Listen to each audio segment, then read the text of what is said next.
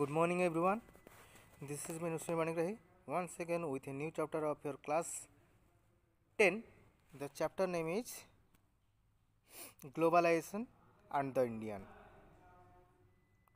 That means globalization India के साथ कितना इम्पोर्टेंट रिलेशन है उसके बारे में हम अब ये पार्ट में देखेंगे। उसमें हमारा 3 पार्ट्स आएगा और यह हमारा फर्स्ट पार्ट है। तो without any further delay let's go to the topic. Before that I am going to tell you that this is the 4th chapter and this is the first part. हमारा क्या है, production across the country. वो first heading दे दो कि production across the countries का बीच कैसे production हो रहा है। फर्स्ट हम देखेंगे until the middle of the 20th century production आज largely organize within the country. That means 20th century के बीच में, दैट मीन्स 1815 से लेकर 1999 तक जो हमारा प्रोडक्शन हो रहा था वो धीरे धीरे क्या हुआ, ग्रो होने लगा। ठीक है। Colonies such an India export raw materials, food stuffs, import finished goods. जो कॉलोनीज था, दैट मीन्स जो स्टेट्स था ऑल ओवर, जो छोटा छोटा जो कॉलोनीज एंड स्टेट्स के बीच डिफरेंस याद रखो कि कॉलोनीज में ओनली क्या होता है, जो एक्सपोर्ट एंड इंपोर्ट होता है एक रीजन को, उसको बोला जाता है कॉलोनीज, एंड जो लोग जाते आते हैं करते उसको बोला जाता है हमारा स्ट्रीट्स। ठीक है। जो कॉलोनीज था किसी का अंडर में था। कॉलोनीज आसपास कहाँ दिखाई देता है, ज़्यादा से ज़्यादा अमेरिका में दिखाई देता है। कॉलोनीज सच एज इंडिया एक भी कॉलोनी है क्योंकि उसका ज़्यादा से ज़्यादा एक्सपोर्ट एंड इंपोर्ट होता है। Raw materials and food stuffs, that means export India क्या करता है, raw materials and food stuff क्या करता है, इंपोर्ट एंड एक्सपोर्ट ही करता है। Trade was the main channel है connecting distance country. That means trade एक चैनल है जो ग्लोबलाइजेशन क्रिएट करता है हमारा कंट्री में। दैट मीन्स ट्रेड के माध्यम से एक्सपोर्ट एंड इंपोर्ट होता है। This was done before the large companies called multinational company. ये किसका द्वारा होता है, वो लार्ज कंपनी का द्वारा होता है, उसको बोला जाता है multinational company. That means MNC। क्या है MNC? Means multinational company. That means ज़्यादा से ज़्यादा जो प्रॉफिट कमाने वाले कंपनी होते हैं, जो ज़्यादा लार्ज इन्वेस्ट करते हैं in domestic country to get profit, to maximize their profit. On the other hand they employ large number of workers in the domestic countries. ठीक है। तो दोनों का हमारा क्या हो गया है, प्रॉफिट रह गया है, MNC का भी, हमारा डोमेस्टिक कंट्री का भी एंड फॉरेन कंट्री का भी। तो ये होता है हमारा MNC। That means foreign country का कोई इन्वेस्टर आकर डोमेस्टिक कंट्री में इन्वेस्ट करेगा एंड प्रॉफिट मैक्सिमाइजेशन करेगा, उसको बोला जाता है मल्टी नेशनल कंपनीज। और क्या देखेंगे, an MNC company that owns control of the production in more than one country. MNC क्या करता है, जहाँ जो कंट्री में एक्सपोर्ट एंड इंपोर्ट होता है उसी कंट्री में ज़्यादा से ज़्यादा क्या करेगा, मनी को इन्वेस्ट करेगा। क्यों? To get maximization of profit, maximization करने के लिए। तो MNC set of offices and factories for production in regions where they can get cheap labour and other resources. That means MNC क्या करेगा, ज़्यादा से ज़्यादा फैक्ट्री सेटअप करेगा, क्या करने के लिए, प्रोडक्शन करने के लिए। कहाँ? जहाँ लेबर चीप होगा एंड अदर रिसोर्सेज चीप होगा। क्यों? क्योंकि MNC का मोटिव क्या है, प्रॉफिट मैक्सिमाइजेशन। जब वो कम कॉस्ट से लेबर को एंगेज करा देगा तो ज़्यादा से ज़्यादा उनका प्रॉफिट होगा। तो MNC is not only selling the finished products globally but important the goods and services are produce globally. वो ओनली फिनिश्ड प्रोडक्ट सेल नहीं करता है, क्या करता है, गुड्स एंड सर्विस को भी क्या करता है, प्रोड्यूस करता है। समझ में आया? MNC क्या करता है, MNC only finished goods selling नहीं करता है बल्कि क्या करता है वो कि गुड्स एंड सर्विस प्रोडक्शन भी करता है। इसलिए क्या होता है, as a result production organized increase complex wise. तो हमारा ज़्यादा से ज़्यादा जो कंट्रीब्यूशन रहता है प्रॉफिट मैक्सिमाइजेशन करने के लिए, वो तो क्या हो गया है, हमारा MNC का हाथ रहता है। अभी क्या देखेंगे, interlinking production across the country, तो कैसे हमारा एक दूसरे कंट्री के साथ इंटरलिंकिंग कनेक्शन रहता है। In general MNC setup production where close to the markets where there is skilled and unskilled labour available at low cost and where the available of other factories production is assured.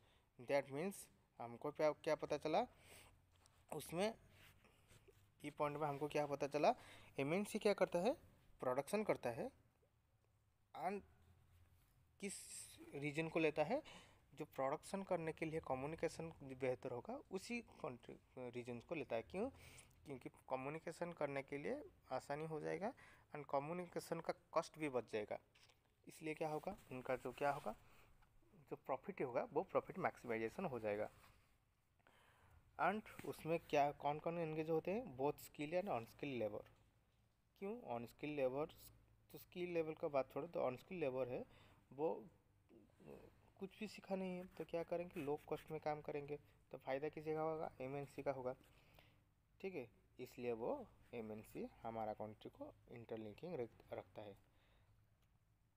Then next देखो, the money that is spent to buy assets such as land, buildings, machine and other equipment is called investment.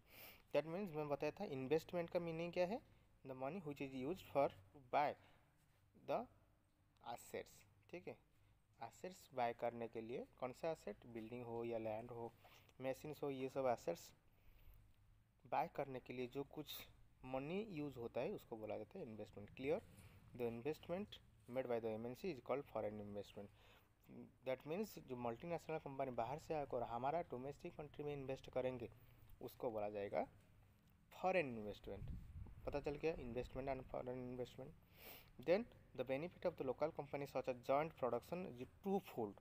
हमारा benefit जो होता है to fold में होता है। That means domestic का भी वैल्यू लाभ होता है और हमारा फॉरेन का भी लाभ होता है। MNC can provide money for additional investment, like MNC money provide करता है किसके लिए, buying new machines for faster production.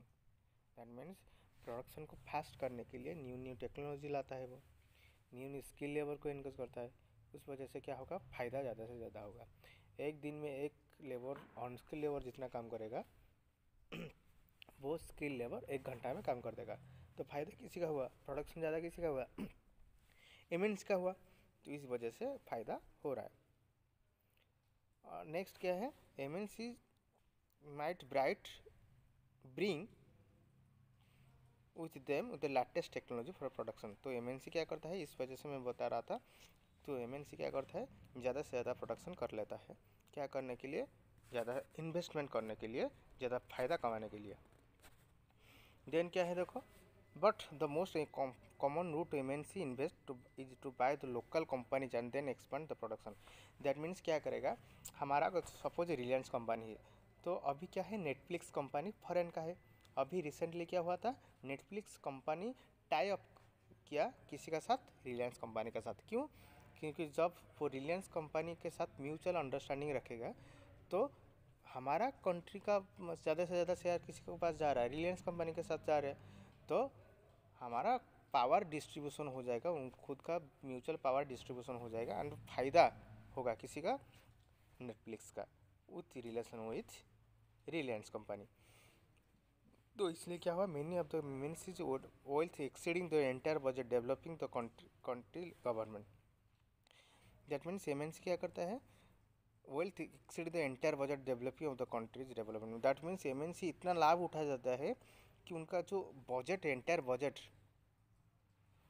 एक डेवलपिंग कंट्री का एंटायर बजट जितना है, एमएनसी का फ़ायदा ही उतना हो रहा है। तो एमएनसी भी इंटरेस्ट हो गया है, तो दोनों का हमारा फ़ायदा हो रहा है। ठीक है, फॉरेन कंट्री का, डोमेस्टिक कंट्री का। डोमेस्टिक कंट्री का क्या फ़ायदा हो रहा है, जो स्किल या अनस्किल लेबर है वो जाकर फॉरेन कंट्री में एंगेज होंगे, पैसा मिलेगा उनको। एंड फॉरेन कंट्री का ओनली प्रॉफिट, ओनली मोटिव क्या है, प्रॉफिट मैक्सिमाइजेशन। ठीक है, तो इसलिए क्या हुआ, we see there are a variety of ways MNC is spreading their production, interacting the local production in various countries across the globe। करता है अलग अलग नया नया चीज़ लाता है, क्या करने के लिए, अट्रैक्ट करने के लिए कस्टमर्स को, और क्या करता है डोमेस्टिक कंट्री का कंपनीज भी अट्रैक्ट करता है क्या करने के लिए, म्यूचुअल अंडरस्टैंड रखने के लिए, मर्ज होने के लिए। जब ये मर्ज हो जाएंगे तो चीप लेबर भी मिल जाएगा उनको एंड प्रॉफिट मैक्सिमाइजेशन भी हो जाएगा। तो MNC is एग्जैक्टिंग a strong influence on the production of the distance location. इस वजह से क्या करता है ज़्यादा से ज़्यादा अलग अलग कंट्री को जाता है वो इन्वेस्ट कर देता है एंड फ़ायदा कमा देता है। ठीक है, देन क्या देखेंगे कि foreign trade and integration of market. Market का इंटीग्रेशन मीन्स मार्केट मर्जर। तो foreign trade and market integration क्या होता है, देखो foreign trade creates an opportunity for the producers to reach beyond the domestic market. Most important thing, foreign trade क्या करता है opportunity बना देता है किसी को, प्रोड्यूसर्स को, क्या करने के लिए, डोमेस्टिक मार्केट से बाहर जाने के लिए, markets of their own country. That means क्या करेगा, suppose America and India, America में कंपनी इंडिया आकर क्या करेगा इन्वेस्ट करेगा, लेकिन जो प्रोड्यूसर्स होते हैं इंडिया का प्रोड्यूसर उनको अट्रैक्ट करेगा क्या करने के लिए, वो खुद का कंट्री को अमेरिका कंट्री जाकर इन्वेस्ट करने के लिए क्या करेंगे, तो ज़्यादा से ज़्यादा फायदा किसी का हो जाएगा, अमेरिका का। तो ये सोच रखता है foreign trade. Then for the buyers imports of goods on the other countries is one of the ways of expanding the choice of goods beyond the domestic produced।